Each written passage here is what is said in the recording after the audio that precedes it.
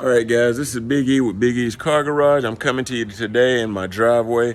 We are about to change the oil in the 2003 Darkhorse Mustang GT. So before we get started, be sure and hit that like and subscribe button. You guys can see I'm ready. Well, let's get to this. All right, guys, as you can see, I've got the Darkhorse GT jacked up in the front. Got the jack stands up underneath it so we can get to it.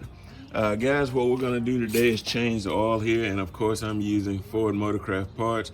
So I'm actually, in my car and my F-150 truck, I go with 5W30, the synthetic blend.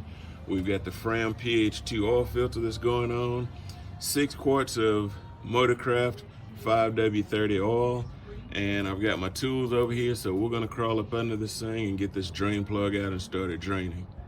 All right, guys, way up under here, we got the drain plug out of this thing, draining the oil down into my pan.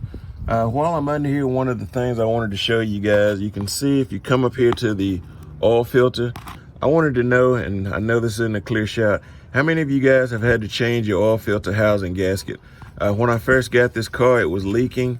You can kind of see, like I say, this is the oil filter housing that the oil filter mounts to. You will have to drain your coolant and your oil in order to take this off so you can get to that gasket.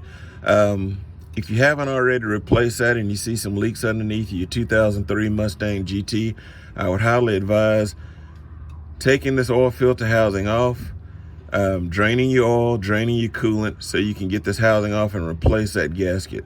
There's only about, I think, 3 to 4 bolts. I can't really remember. But again, like I say, if you have that problem with a leak on your oil filter housing, that gasket needs to be replaced. All right, guys, this is just about finished draining. We're gonna take a little break and change this filter, and we'll be back. All right, guys, now we got the oil filter on. I'm just coming up here now. I've actually put my 5 gallons or 5 quarts in. I'm just gonna go ahead and top this thing off with this last quart here. Just wanted to tell you guys while I'm putting this in, typically I change my oil every 3,000 miles, even with this synthetic. The reason I do that, and like I said, I know this because I usually go 5,000 miles.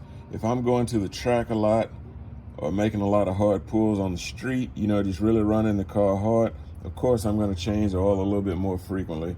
So again, like I say, this 530 Motorcraft synthetic blend, like I say, I would say good for 5,000 miles, but of course, like I say, I change my oil every 3,000.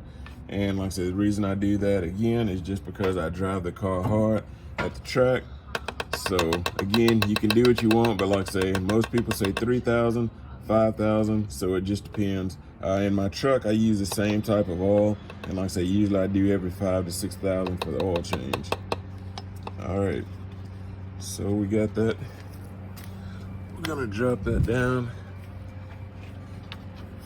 We're gonna go ahead and finish this off, start this thing up, let it warm up, and I'll be back to you in a little bit, guys, to close this out. All right, guys, we got this oil change. We got the Darkhorse GT going again, fresh oil, Motorcraft 5W30. Just a quick little video for you guys. Like I say, again, if you have that oil housing leaking, replace that gasket. It'll save you. You'll have a clean garage floor and you'll thank me later. So this is Big E. I'm out of here. Till next time. If you hadn't already, be sure and hit that like and subscribe button. I'm gonna back the Darkhorse GT out and take it for a spin. Peace, guys.